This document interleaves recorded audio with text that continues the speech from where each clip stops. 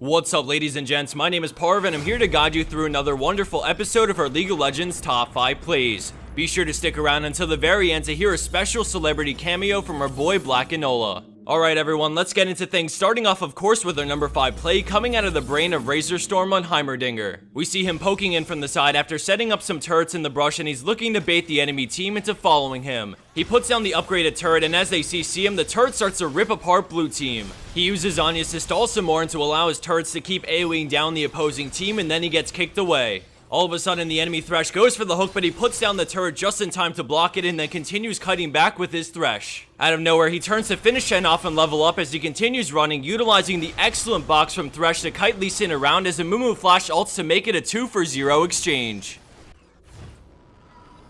Coming in at our number 4 play, we have the available tree on Lucian with a crazy play to somehow turn the tides of this game. Blue team is up an insane amount of gold and it definitely shows as they tower dive to kill 2 players on Lucian's team, then Lux and then move in for him. After a great culling, the friendly Shyvana goes in, so he focuses down the fed enemy Fizz and then sees a great opening to dash onto Nasus, bursting him down for the double kill. Renekton now switches over to Lucian, but he uses Blade of the Ruined King to speed himself up, forcing Renekton to flash and stun him. In all this chaos, he sees an opening with Morgana moving in and cues Renekton, sniping her out for the triple as the enemy Jinx moves in fast. She then summons her heals for the speed up, so he flashes back and waits for the zap, dodging it and then going straight back in to bring her low enough for the red buff to scoop up the kill. Lastly, he dukes it out with Renekton, somehow getting the unofficial pentakill in the grimmest of situations.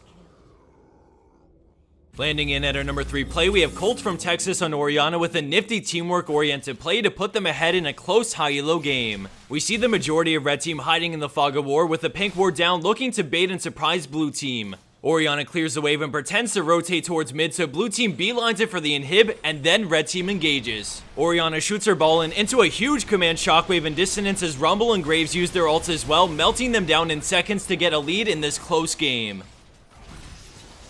Baited and outsmarted.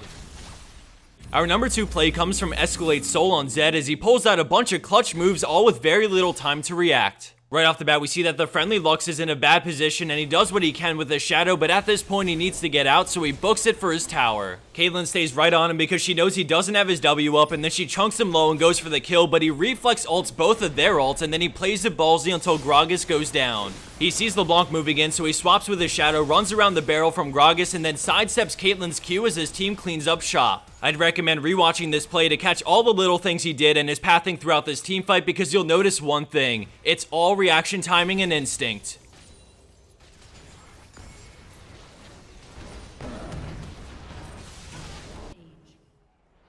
And for our number 1 pro play for this week, we have Nurse Akali on Lee Sin with a game-changing play at Baron. In the beginning, we see that blue team is down about 10,000 gold, and the enemy team is currently doing Baron to get that spike in power to close out the game, but Lee Sin has other plans. He ward jumps out of range of Twitch, knowing that they'll just go right back to doing Baron as he wraps around the Baron pit wall and into a better position. The enemy team knows he's lurking around and put a ward over the wall, but he manages to sneak his Q onto Baron and then decides to go in, smite stealing it away as they instantly turn on him, but he runs straight to the wall and ward jumps out to safety.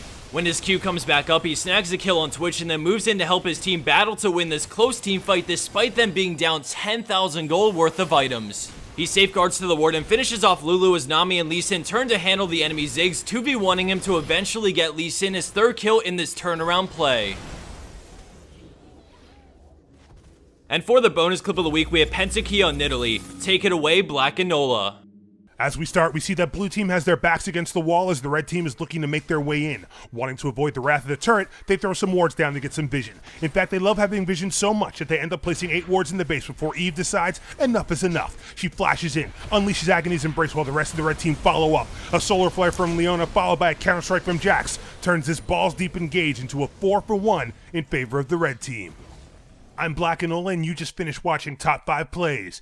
Check out PotatoMonster.com and submit your top plays to have a chance to be featured on the next episode. And feel free to check me out on YouTube also. We'll see you next time.